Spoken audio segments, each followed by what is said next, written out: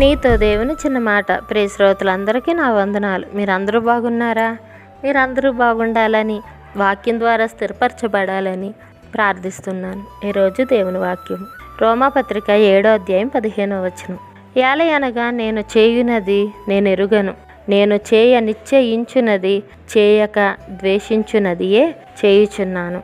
ప్రియా దేవుని బిడ్డలారా, నేను చేయ నిశ్చయించున్నదే చేయక, దేవుని ఆజ్ఞలకు లోబడాలని ప్రయత్నించే వారందరూ రక్షించే క్రీస్తు కృప లేకుండా తాము చేయలేనని ఆశించే మంచి పనులు చేయలేరని వారుగా ఉన్నారు.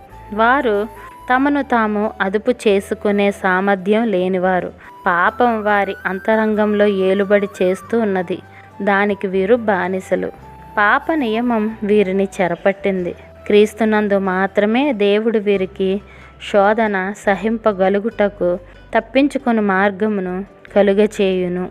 ఇట్లు మీ సహోదరి భాగ్యం. మరణాత. షాలోమ్.